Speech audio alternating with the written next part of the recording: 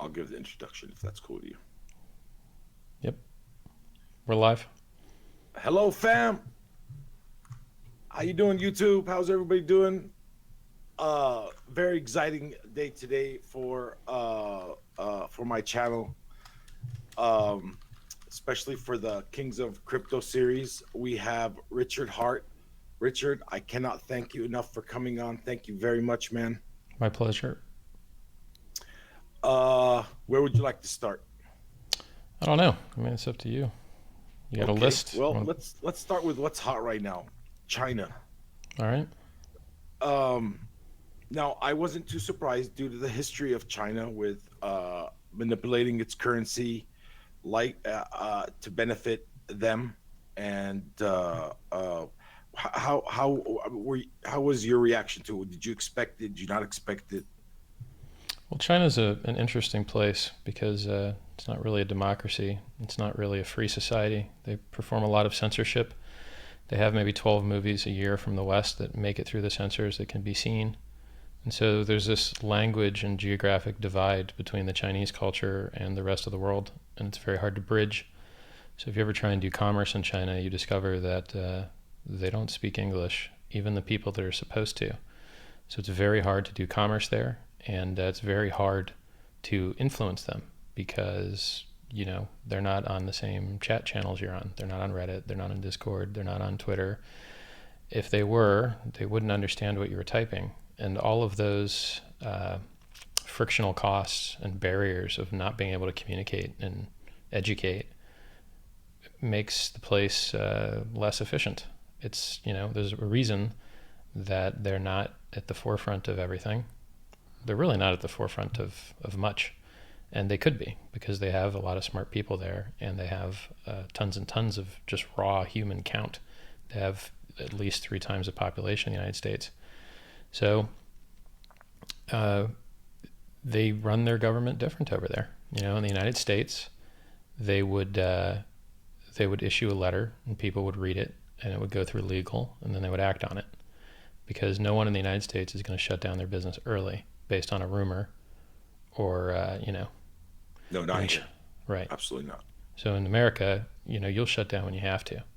But in China, people shut down first and quickly to try and gain the favor of the people in charge.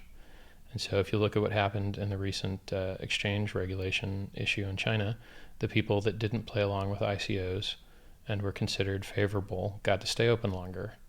And the people that did play with ICOs and were considered not as nice and happy and friendly to the regulators, they got shut down. So when you live in an environment where your company needs to make decisions based on the happiness of regulators, not what they've written, but their emotional feelings towards you, it's a very different game. So, China has played the we're going to ban Bitcard card for 5 years, 6 years. They've been banning Bitcoin since 2012, 2013, but the bans never really happened.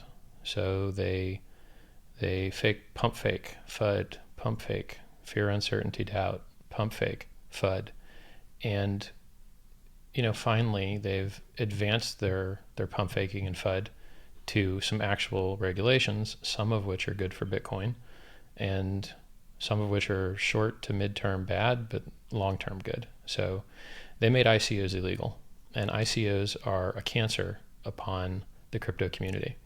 They are a bunch of bad teams with no track history doing things which shouldn't be built, which is the reason they don't have competitors in the real world because no one was stupid enough to waste their time trying to build most of those things.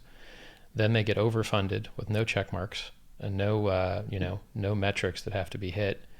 And, best case is the ICO fails and everyone gets their money returned. Worst case is that everyone overfunds the thing and then it fails slowly over time, convincing more and more people to put money into a terrible idea. So ICOs, for the most part, are where money is shifted from the people who come in last to the people who came in first. And so it's just an advanced lottery ticket that wastes a lot of people's consciousness through mind space. So you'll have this conversation is wasting our time right now. Advertisements they buy are wasting our visual time. Developers will be sucked into their ecosystem for short periods of time until they're fired when the project fails. And so China did good to ban ICOs in their current form, where they're all terrible. And all that liquidity that would have gone into ICOs will now go into something that they didn't ban, like Bitcoin. So the ICO ban frees up developers to do smarter things, frees up advertisements to go to smarter projects, and frees up investor capital to go to currencies which are more secure and aren't stealing the money from the people at the end and giving it to the people at the beginning, because there's no failure, right? Like Bitcoin cannot fail in the way that ICOs fail. ICOs never get to market and then they just disappear. Bitcoin is the market. It can't fail. There's no market adoption like failure case for it. Like we're the very beginning. Like only 300,000 people have Bitcoin wallets. There's less than 5 million wallets that contain more than $1 in them. You can't spend this stuff anywhere. We're at the super duper duper very, very beginning of this currency replacement of the new digital peer-to-peer censorship resistant currency of the people, overcoming the government control of man. I mean, if the government controls the currency, then the government controls how much work you have to do, right? Like it's a huge, huge, huge deal. And because the capital class controls the government and prefers to have boom and bust cycle, because the booms help them more than they help the little guy, and the busts don't hurt them as much, they're still eating caviar, right? So artificially low interest rates from fiat currencies creates boom and bust cycles, which harm humans, because humans have a Keynesian ratcheting intelligence where we're okay with raises, but we're really not okay with pay cuts. And we're okay with things getting better, but we're really not okay with things getting worse. And so it's better to stop the boom and bust cycle and smooth things out by having more realistic interest rates.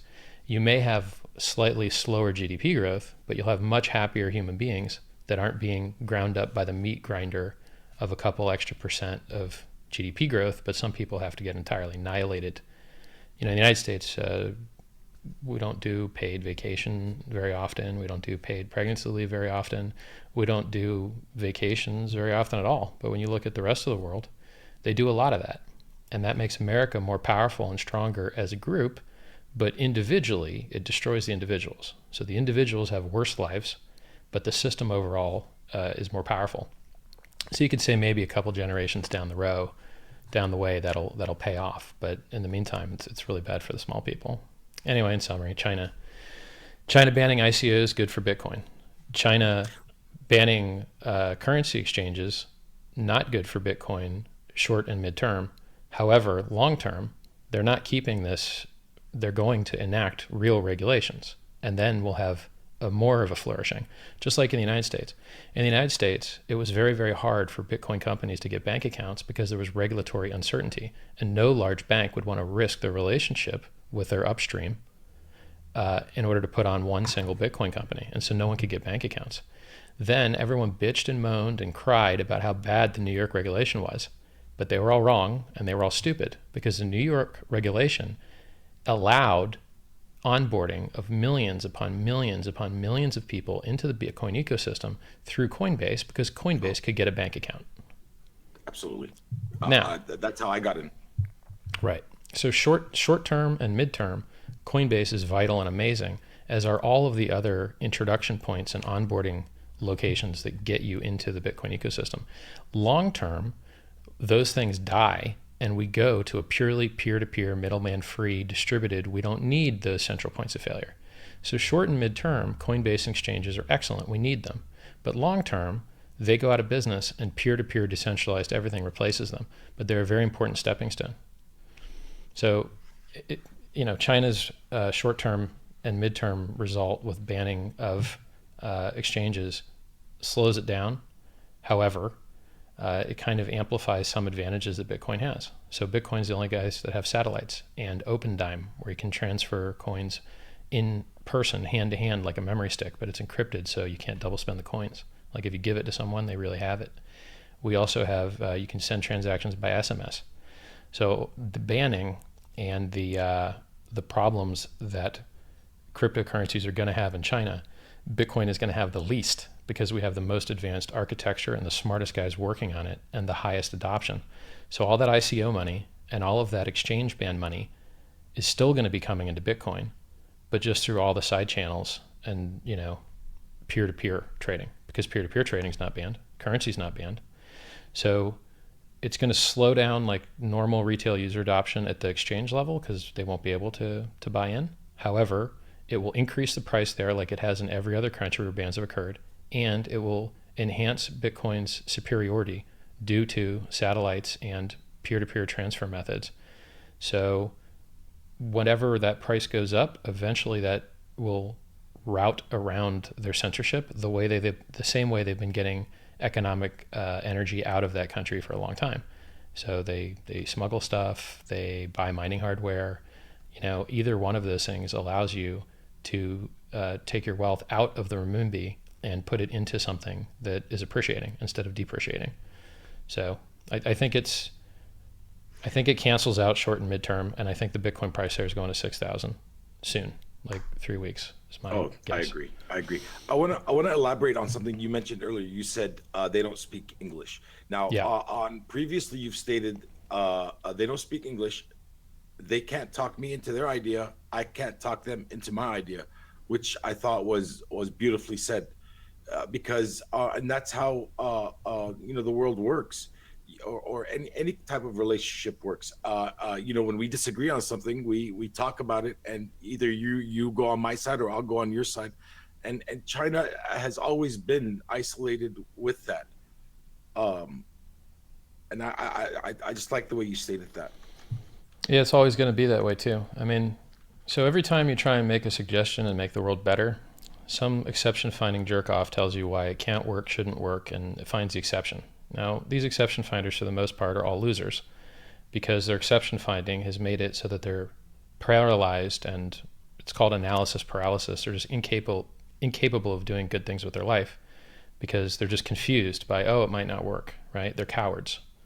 So I'm not a coward, right? I give suggestions on how to make the world a better place. I give suggestions how to make your life better. I use many of the suggestions, and they're tested and true. And, half of them aren't things I had to generate. Half of them are just parables and things that have worked for millions of people over thousands of years. So if you want the world to work better, we need to speak a common language. There's way, way, way too much cost and way too much inefficiency, and the world sucks far too much from lack of communication and, even worse, miscommunication that could be resolved if everyone just spoke English. Oh, but Richard, you only want everyone to speak English because you do. Well, it is the global reserve currency, and all the best music and movies come out in it, and every new scientific document is written in it, and every computer language is written in it. So if you care uh about English, the majority of the top countries in the world teach English as the second language. yeah, and they should. And I would like them to start teaching it as the first language. And I know it's a crazy transition, but the world would work a lot better if we all spoke one language. Yeah, yeah, yeah. As a third language, that would be tough. Pride would kick in. Yep. Uh, um, it was weird how China ban came at the same time. JP Morgan Chase, the demon out of there, and then Marco, his secondhand guy, also went out there and spit their poison. And then we see an article or some news that they were buying. Now, I know Tone tried to play it off as there one's an ETN, a note versus an ETF, a fund. Now, they called it fraudsters, and they called it murder. They called it all sorts of bad stuff. So if it was for their customers, that still doesn't allow them to speak the way they spoke, and then they say, oh, they're buying it for their customers. Did you see that article that I'm talking about? Yeah. So I don't know why anyone cares about this. Um, the price went up to 5,000. The market cap, which is really should be called M2, is it shouldn't be called a market cap, but whatever. Everyone's kind of standardized on the term market cap. So Can you explain M2, please? sure. Well, there's the physical amount of currency that exists, and that's the M2. And then there's these other M levels, which talk about, how much currency has been created through the giving of credit. Because what's the difference between an issued dollar and a dollar that you pretend exists? There's not really much difference. As long as people think it exists and they're still willing to work to earn it, it has a money multiplier effect. So your smallest base unit that then gets multiplied through all these other different levels of fractional reserve is the M2 unit. And I'm probably wrong, and probably M1 is some other smaller fraction, but it's not that important. What's important to know is that economists study the issuance of money and interest rates and money multipliers and velocity, which is the rate at which money travels through the system. All of these things are well studied and they've been named. And so if you have a currency and that currency has a certain amount that has been issued and is available on the open market, that is the M2. And so it's different from a market cap. A market cap is for the stock market, and it has to do with shares. So how many shares have been issued and how many shares are outstanding and what amount of money has been given to the company for the shares that have been purchased. And so it's just the shares that have been bought times the price. And I think actually they include the shares that could be issued as well. But don't quote me on that. Go to Investorpedia and look it up. So the point is, like, market cap as it is used in the cryptocurrency space is wildly, terribly misleading. It should be all called M2, but it's even worse than that, because market cap means for Bitcoin how many Bitcoins have been mined times their current price. Now, I can tell you that's an obviously stupid measurement off the bat, and I should invent a word. I'll just invent it now, I guess. So the price of a thing doesn't matter if you have to sell a lot of the thing, because selling a lot of it changes the price, right? So if I want to sell a British pound and I want to buy an American dollar, that is not going to affect the price of the pound or the dollar. But if I want to sell I want to sell a billion British pounds and buy a billion American dollars, that action will affect the market. And having a number to quantify how much that action affects the market would be totally useful. So right now, I'm unaware of a single word that describes the impact by which the thinness of a market will slip past what you tried to sell at. So if you tried to sell like 10,000 Bitcoin right now, you'd move the price of Bitcoin down $100 or $200 instantly. And then arbitrageurs would take that giant difference in the one place and spread it out across all the other places, and it would come up a little bit. So you'd have a $200 drop, and then it would come up a little bit as the arbitrageurs, booked that cheap price here and then sold the higher price elsewhere to even out all the markets. So having a word that would describe how thin an order book is and how thin a market is and how much selling or buying certain weights screws you at buying and selling time, because it never gets better, right? Like if you need to sell a thing and then you need to sell a lot more of it, you get fucked. If you need to buy a thing and then you need to buy a lot more of it, you get fucked. So having a way to measure that, right? So like the amount that you get fucked in Bitcoin is the least, because we have the thickest order books with the thickest liquidity to eat market movements, and that's the reason the volatility is lowest in Bitcoin compared to almost any other currency.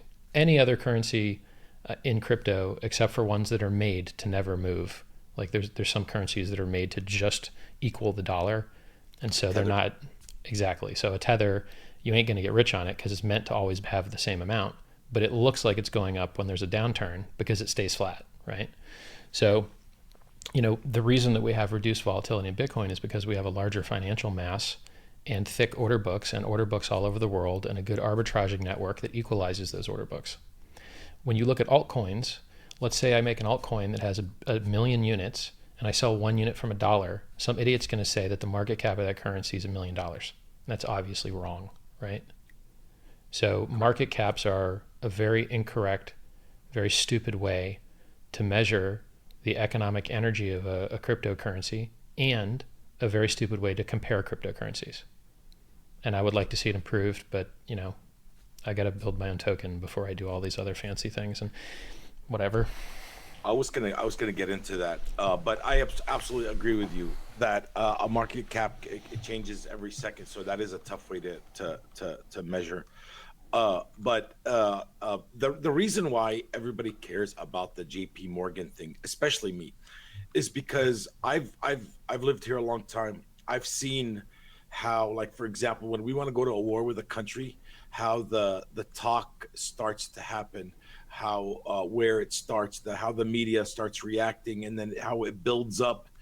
And I fear this is the start of the United States regulators, uh, slash corporate entity slash central bank slash establishment, with their war against Bitcoin. I well, it's not the case. So it's basically it's like confirmation bias, but it's also another word that means recent. So I don't want to say recency bias, but something similar to that. I think it might be called proximity bias. Anyway, the point is, no, there's not a mono block of business people in the United States that wants the same thing. Most business people want lower interest rates because they make more money. If interest rates go up and people would make more money leaving their money in the bank instead of putting it in corporate shares, it makes the share prices go down. So, in general, business owners prefer lower interest rates. They're also the people most likely to take loans to expand their businesses, and having lower interest rates makes those loans cheaper. So, low interest rates are the reason that we have totally insane all time highs in every single financial market with not very impressive actual performance and actual production. So, we've got really high prices with no real production to justify those prices, but it's the result of having zero and negative interest rates. So that's one thing a lot of business people could agree on. However, war is not something business people agree on, and even taxes isn't. I mean, some portion of socially conscious people like Warren Buffett would be happy to pay more tax, and do. They pay more tax than they need to. Warren Buffett pays personal income tax, and he would never need to do that. He could just get loans forever, and you don't pay income tax on loans. So he doesn't actually have to pay any tax at all, but he chooses to. And even the tax rate he pays, he says, is far too low. Why is it fair that people that don't have to work for a living, the capital class, pay 15% interest on their money, but if you bust your ass and work really, really, really hard, you pay 35% interest? Is that fair? Does that make any sense? It's complete and total bullshit. But it's the world that we live in. And oddly enough, that standard of capital gains tax being half of income tax is all over the world. It's not just America that's crazy. And so the rich get richer and the poor get poorer because the rich that don't even have to work pay half the tax. It's pure insanity. So back to the corporate thing. Corporations don't want to see Bitcoin banned for the most part because more people benefit from it than lose from it. Some small section of corporations would lose, and those companies would be banks in the short and midterm until they started holding Bitcoin like they hold cash today. Payment service providers like PayPal and Western Union until they started transacting in it like they do cash today, right? So short and midterm, those companies may have reasons to not like it, but long term, they would have reasons to like it. And even PayPal, depending on who the CEO is, might choose to use integrating Bitcoin as a competitive advantage because what do they care? They're just making fees anyway. So do they care whether you transact in Bitcoin and they make a fee or you transact in credit cards and you make a fee? It's no sweat off their ass, right? And they do provide a lot of services which are still 100% useful for Bitcoin, like escrow and like this guy screwed me and give me my money back. So like PayPal on top of Bitcoin is actually a really good idea because Bitcoin needs a hey, this guy screwed me, give me my money back mechanism that you have the option to pay for with a fee. And so I would love to see PayPal integrate Bitcoin the same way they've integrated other payment methods because Bitcoin users would benefit greatly from being able to complain and roll back a transaction with people I, that screwed them. I don't know if PayPal would be the right people for that. I've sold. I've done a lot of business on eBay and PayPal. I sold a lot. I own a mining farm, and I sold my miners on there, and they're not very seller friendly. They're not the fairest, but I agree with They're you. great for buyers though. Yeah, they're great for buyers. But I do agree with Most you. people are buyers. Most They're people like are buyers. 100x, at least 10x. Yeah, I would stick with 100x. All right. They're a lot more. But I think that's the popularity. That's what people love about Bitcoin. Or maybe smart contracts can protect. Nope. No, Smart you contracts don't are you don't useless. They're completely. terrible. Yeah. Because, right, let's say you need a smart contract to protect you. Hey, I got screwed.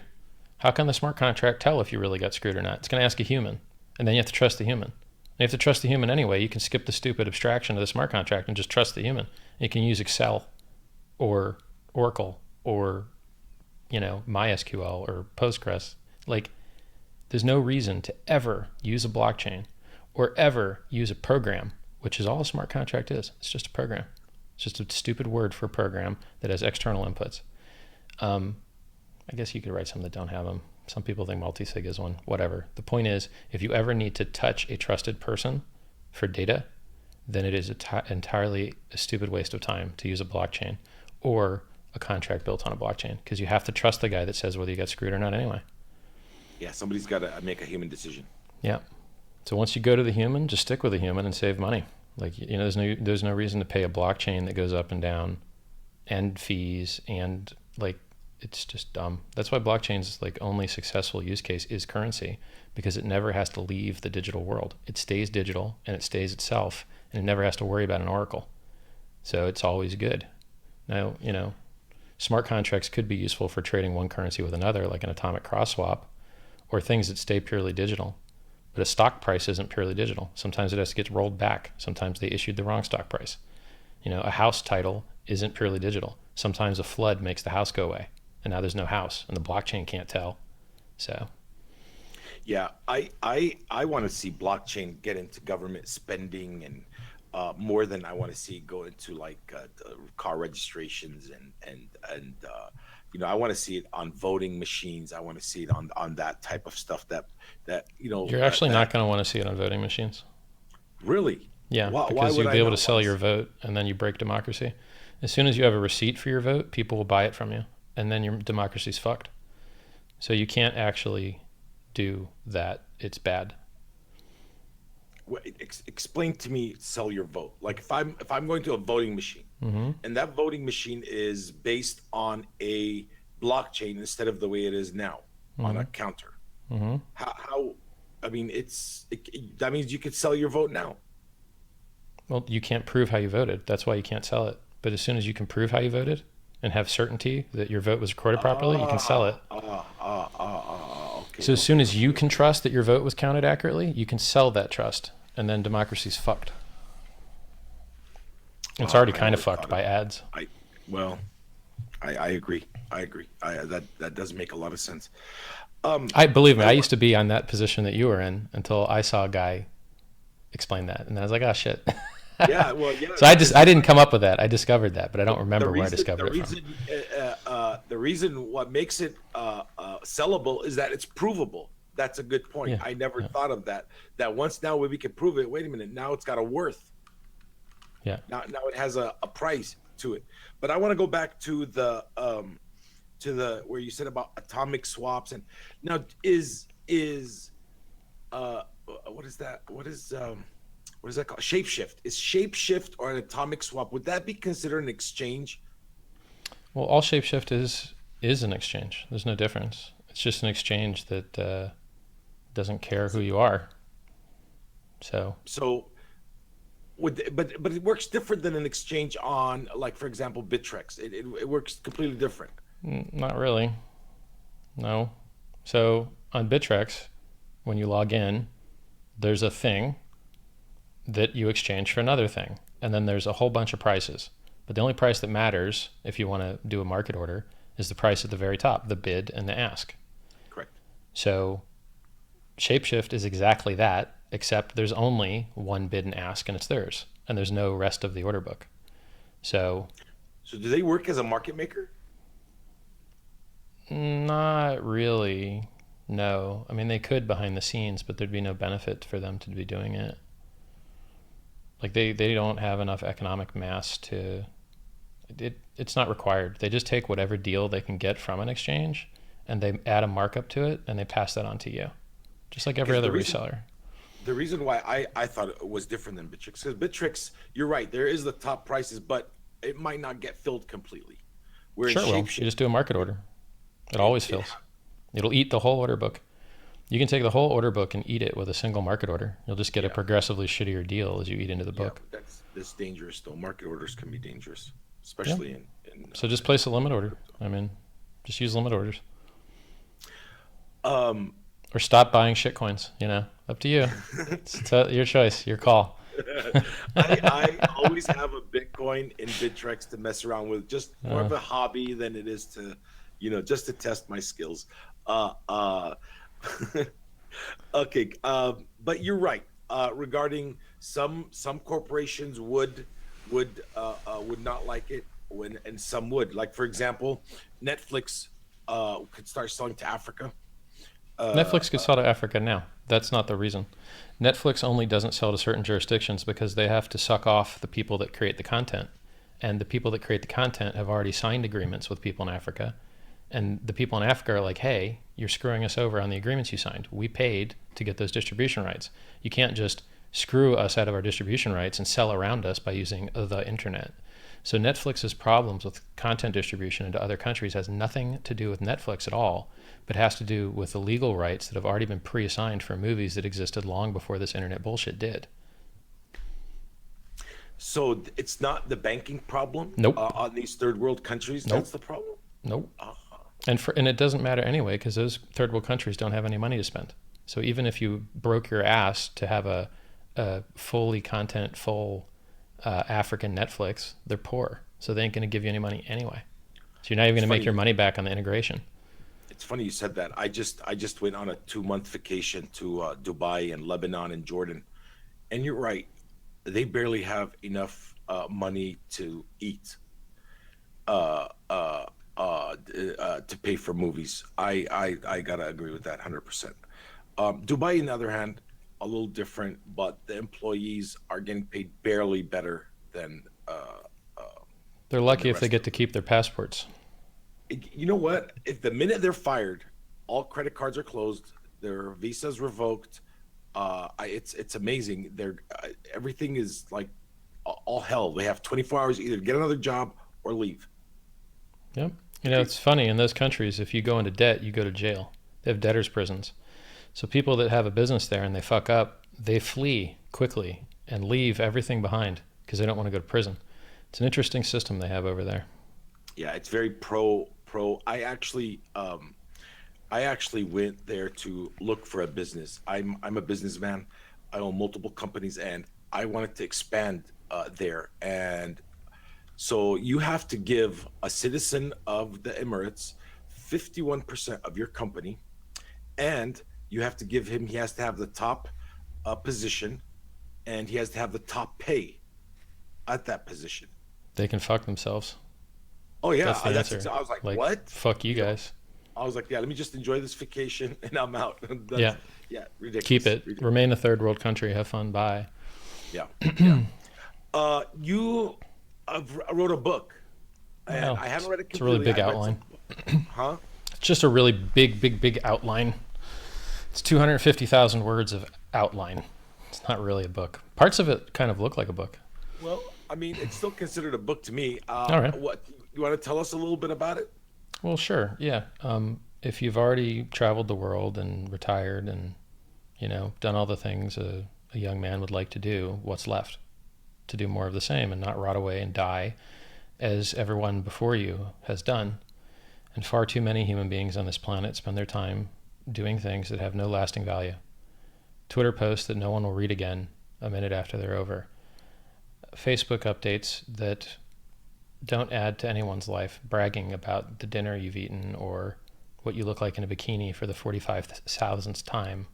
Everyone's got your thong memorized. We don't really need to see it in 40 different lighting situations. So how would you get the world to do the intelligent thing, the smart thing, and start trying to save their own lives because they can be saved? There's a guy out there that died right before polio was cured of polio. And so things do get cured and lives do get saved. And the more people and the more funding and the more ecosystem and the more tools we give those people, the better everyone's lives are going to be forever. Because if it's cured, it stays cured. So I'd like to transition more human beings out of terribly stupid, wasteful behaviors into better fun behaviors and better productive behaviors.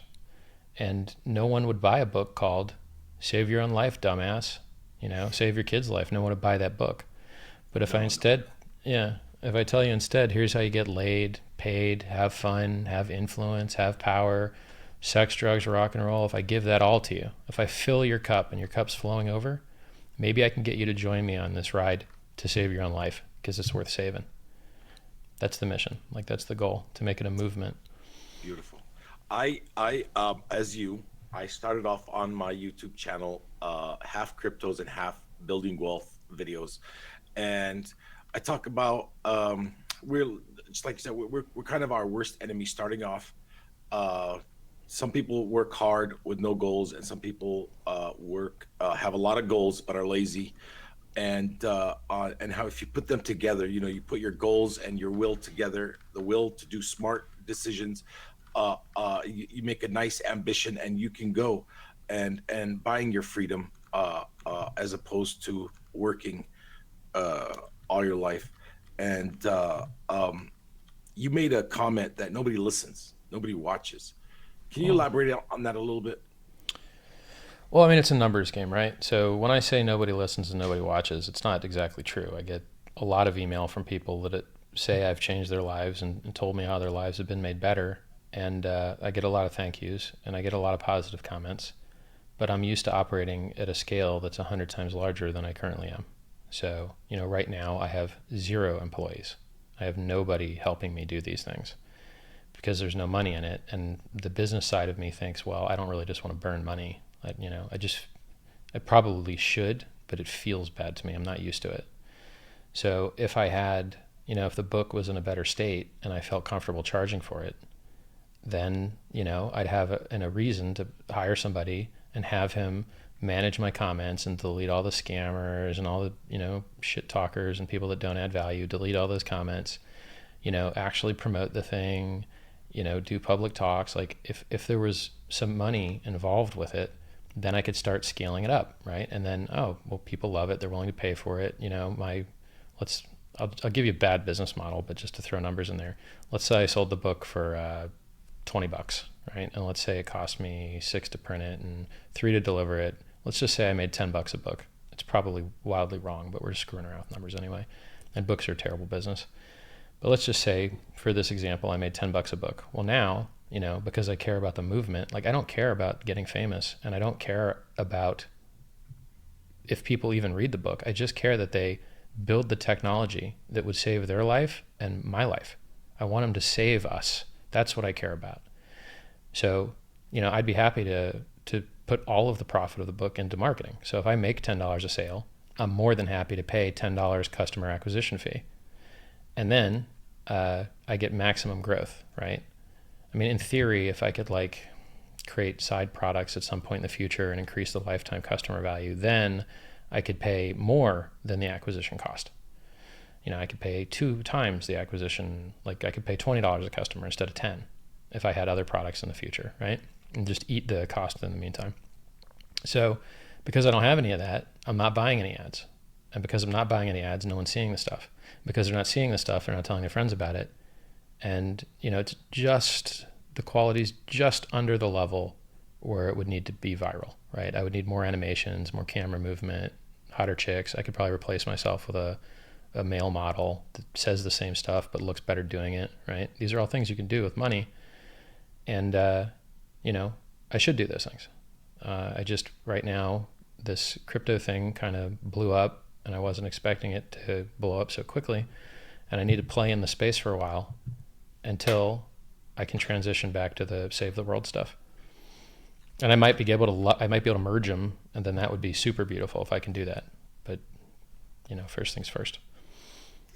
I I I got 3 kids, and I do it strictly to make the world a better place. I mean, sometimes it costs me money. Uh, uh, just I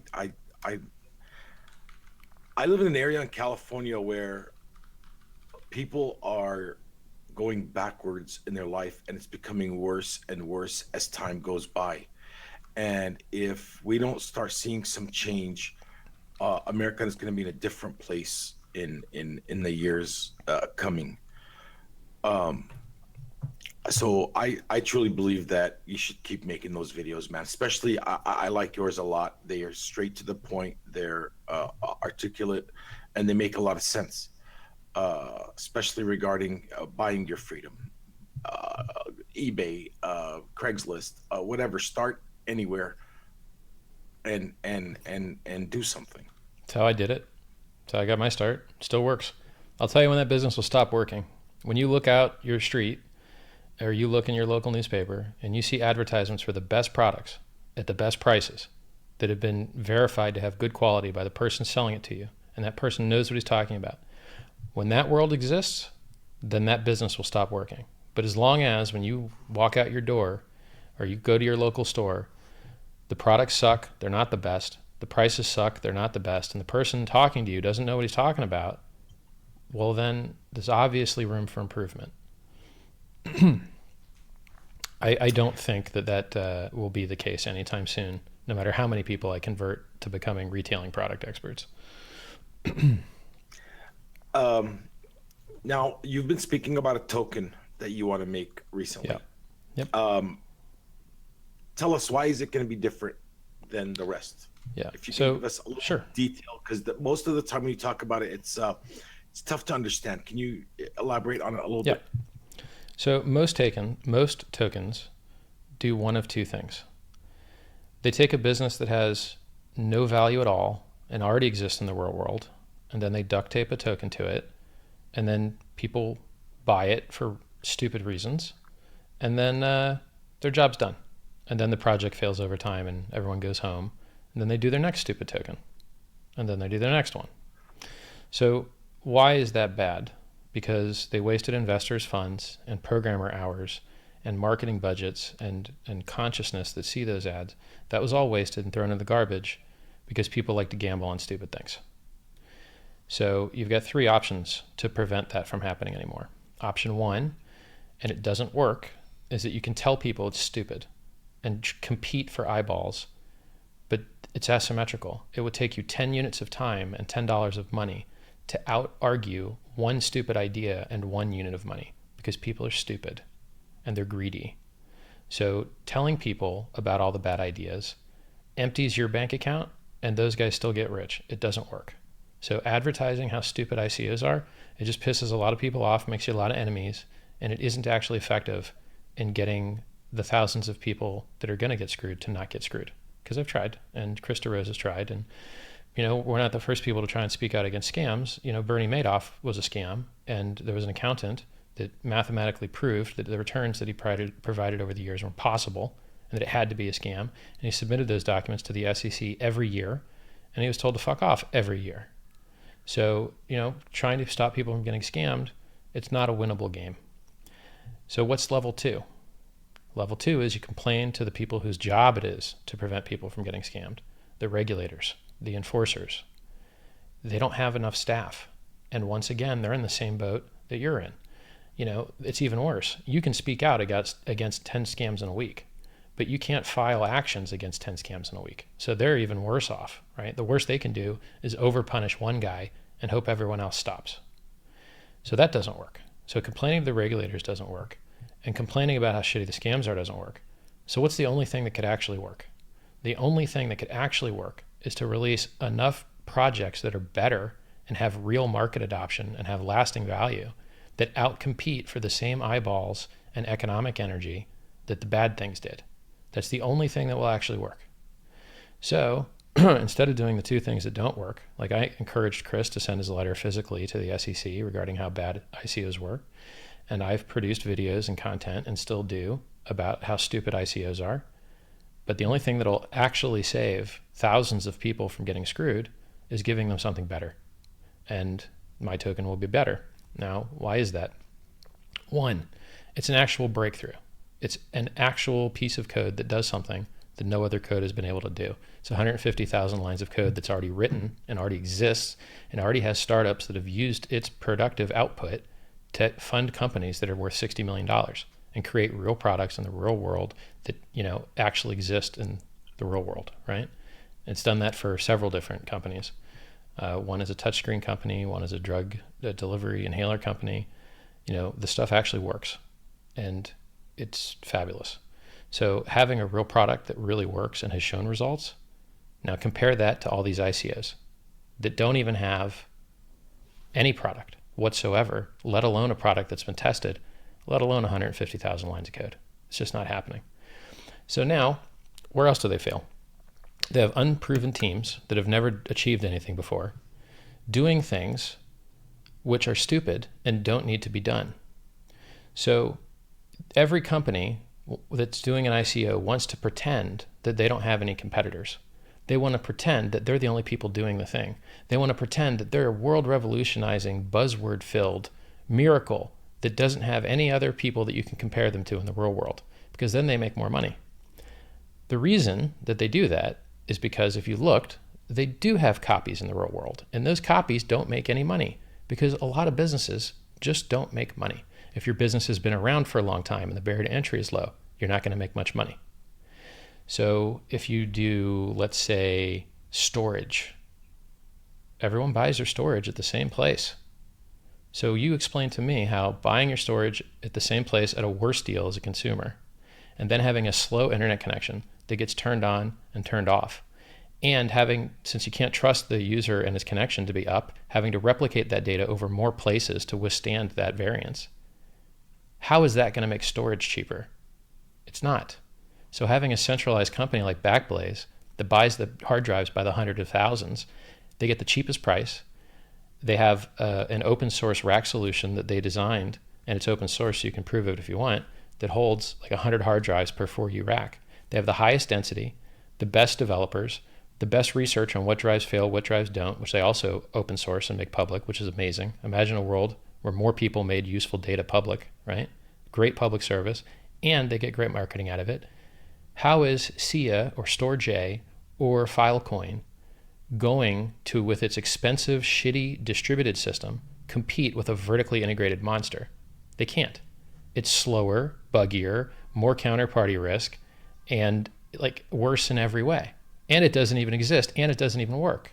So if you wouldn't buy Backblaze for 200 million because their margins are too low, why would you buy a shittier copy that's going to create a shittier product for 200 million and it doesn't even exist yet? Why? Because people are stupid, right? Now, how does something stupid like a storage coin compare with my coin? I have a proprietary piece of CFD code that is faster and more accurate than the industry leader, and the industry leader makes $1 billion of revenue every year. That's a real market with a real company and that company's got 90% market share and hasn't improved their product very much because of it. So we've got a languishing dinosaur that no one likes, that overcharges for their stuff, that we can now implement this solution that already exists. We just add the network components around it, put a GUI on it, right? Because right now the inventor is the only guy that can use it because he knows where to put everything in. We need to make it a little simpler for other people to do that. So we attach the token, we build the GUI or integrate GUIs that are already complete that people are used to. On the visualization side, the outputs, much of that is already open sourced and easily used. All those giant racks of computers that you see with blinking lights, they're doing this stuff. They're modeling things. It's one of the only things in the world you actually need that much horsepower for. So anytime you see a rack of servers, they're mostly doing modeling, unless maybe they're serving websites. Maybe, right? Those are the only two things you need giant racks of servers for. Now, whether you consider looking for oil and gas and knowing the right place to drill or not modeling is up to you, but I think that it is. So we've got a $1 billion competitor with 90% market share that's been languishing and not improving their product for 15 years, that no one likes, that overcharges you and charges you more if you want your stuff to go faster. It's a home run, right? It's so good.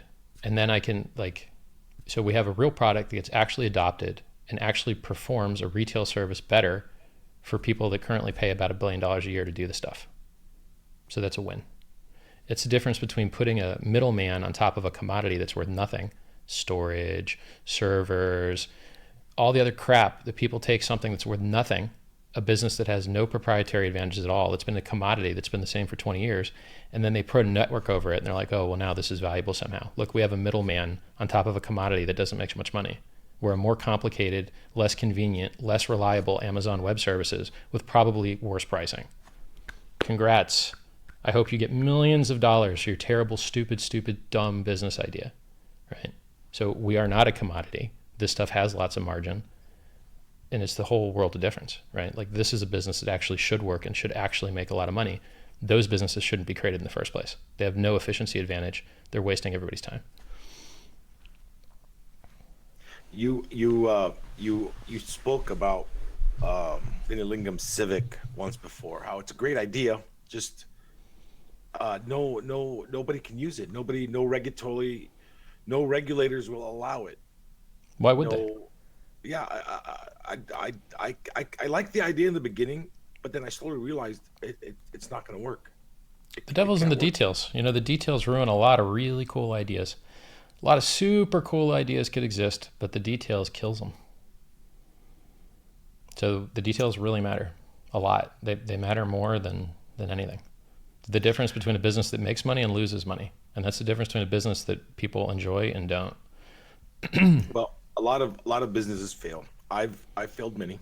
I've been on my own business, opening up my own businesses for 20 years, and then I go into other businesses to be a customer, and I know, like, within 6 minutes whether they're going to be open next year or not. It's amazing how suck so many things are. There's a lot of suck in the world. Like, you can find. Sad. It's sad. It is. Yeah. And I try to tell them, like, like, why are you doing this? Like, why? I used to. I stopped because nobody listens. They don't listen. They won't. They never have will. their own belief system on the way their business should be run, and it's just amazing. That's why if you can get people to pay for your advice, then they'll actually take it. But if you give them the advice for free, they just don't see the value. So, I mean, it. You know what? You're right. We have a saying in Arabic. We used to charge for our opinion, and you used to listen. Now we're giving it for free, and you refuse it. It's true. Yeah. Bitcoin. Yep. You called 6,000 earlier. Do you have a time frame for that, or 3 weeks? I think 3 weeks. 3 weeks? Why not? End of year? Sure. End of year, 20K. Why not? Well, I'm pretty aggressive on its price, bullish as it's on its price as well. 20K. That's aggressive. I'll tell you why I don't. I'll tell you why I don't think it's aggressive. I don't think it's aggressive because we have a very hard time understanding exponential growth. If I told you a couple months ago that we'd be at 3,800 right now, you would tell me that's impossible, right? Sure. We blew through 2K. We blew through 3K. We almost blew through 4K. No one would have thought that possible. So at some point, you just got to realize that what you intuitively feel is wrong. This shit is going to the moon. Period. And it ain't going to feel right. It's going to feel crazy, but it's the truth. It's the case. And if you switch to a long-term graph with a logarithmic scale, you'll understand why. I mean, look where we're at with a currency that you can't really use anywhere. And there's only 5 million wallets with more than $1 in them. And there's maybe only 300,000 users that have wallets of their own. I mean, this stuff is early days, and we're on CNBC, and we're coming out of the mouths of Jamie Dimon, and we're getting national policy getting done. And every time they mention us or fight us, it's free press. Everything is green lights. I just did an interview on Crush the Street, and I said negative or positive publicity is good publicity. Look at Donald Trump. Yeah. He's the perfect example of that. He was grabbing pussies on tape. He's president.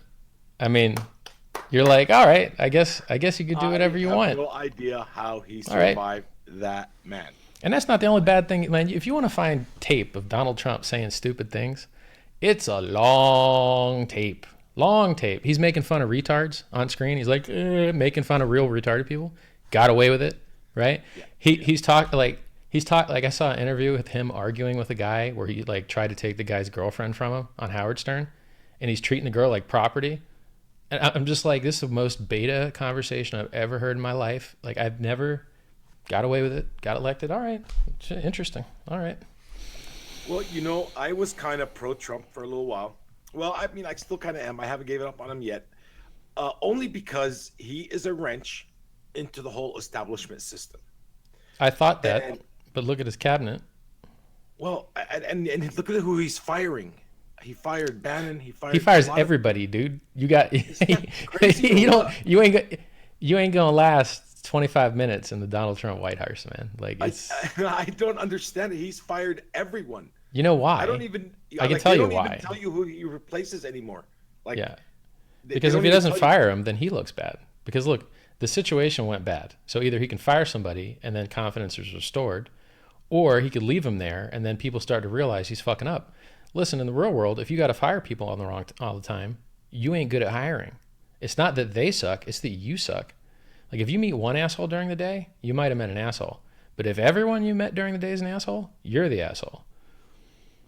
If you got I to was fire really everyone you hire, you're the asshole. Yeah, yeah. I mean, I haven't gave up on him yet, but he wasn't the disruptor I was hoping he would be. Oh, Just put he's it that way. disrupting. It's just Well, not. I mean, It's just not the right disruptor. way. Yeah, just yeah, yeah. I mean, I really thought he was. I mean, he was going to put an end to the establishment. It looks like, No. especially last week, he joined them. Yeah, I don't know. you voted for a I, guy that had the Clintons at his wedding and was a lifelong Democrat and it is a billionaire from New York and sucked his dad's silver spoon money his whole life. That's who got elected.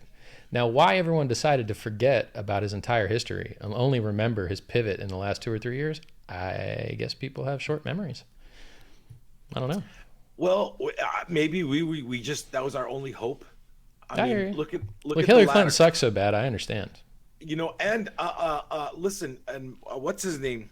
The burn, feel the burn. When He would have been he would have done better than all these other guys. well, hold on. Oh, I would have agreed with you until he got caught. They got caught selling him out, scamming him, and he still stayed on their side. He still Yeah, but backed them he up. was not. See, he pivoted too. He wasn't a Democrat his whole life. He was an independent. He pretended to be a Democrat because Hillary was such a bitch. The same way that Trump pretended to be a Republican because the rest of the party was a bitch. Neither of those candidates was what they said they were. Trump is No, not actually a Republican, and Bernie is not actually a Democrat. So I mean, I kind of understand why the Democrats tried to stab him in the back. But what's fucked up is Bernie is more of what a Democrat should be than what the Democrats are. See, America doesn't have a Labor Party, and they don't have a Green Party. They have corporate insane and corporate light. Now, as a company guy, I'm kind of okay with some of that, but I'm not going to pretend that it's good for the common man. I'm a member of the capital class, and I know the common man's getting fucked. And I'll tell you exactly how the common man's getting fucked. You know, uh, oh, oh, yeah, yeah, yeah.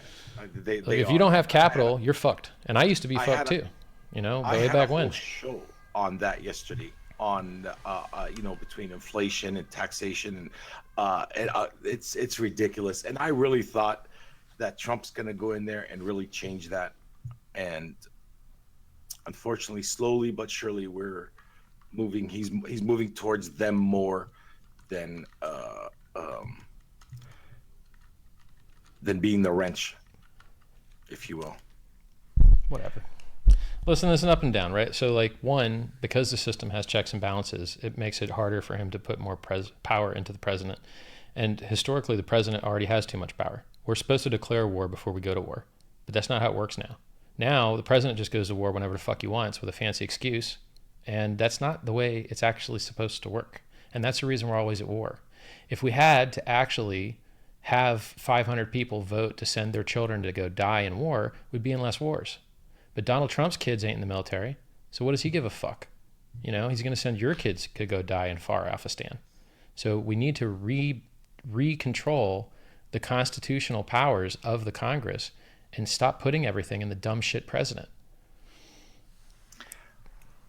he looks like he's, especially after statements from yesterday, he really looks like he's going to Make be that doing stop. something with North Korea. And that little prick over there in North Korea doesn't understand to keep his mouth shut for a little bit, stop shooting those missiles, cool it down. It looks like he's aggravating him, and Trump, as we know, is easy to get aggravated.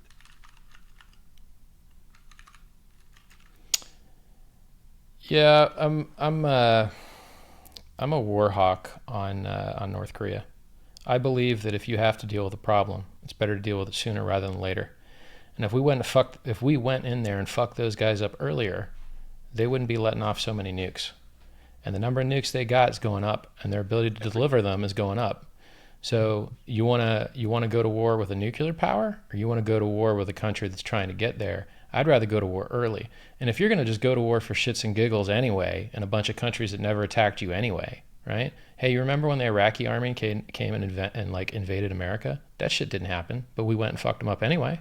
You remember when the Afghan army came and invaded America? No, never happened, but we went and fucked them up anyway. Well, guess what, man? Neither Iraq nor Afghanistan was trying to get nukes, but North Korea is. So what are we fucking waiting for?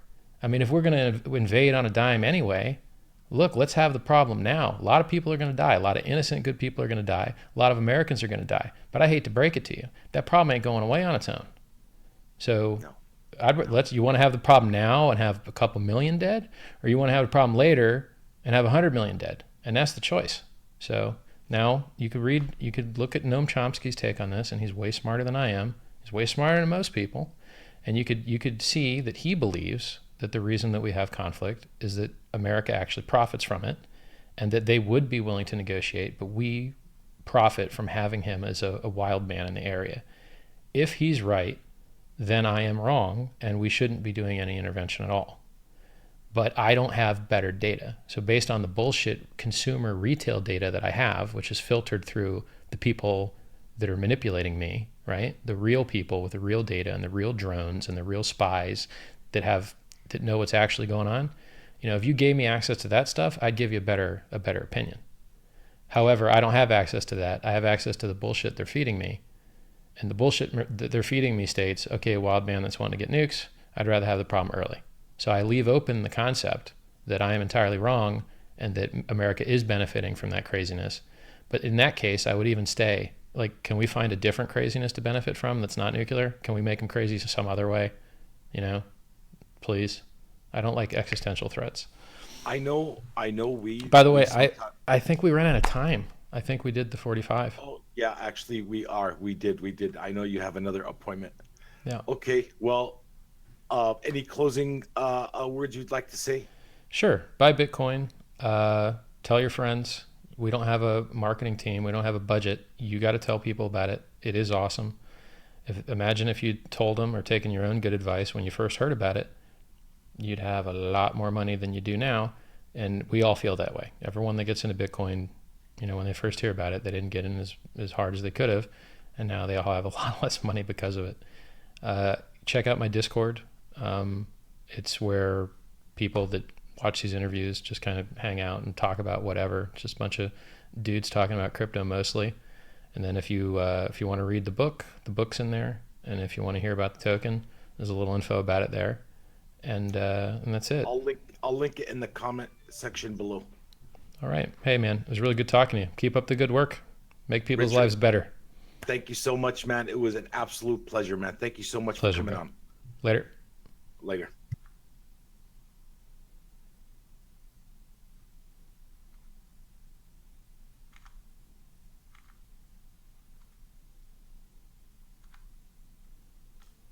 Chat. It's been fun. You guys are great. As soon as I find the end stream button, I'll see you guys in the Discord. Bye.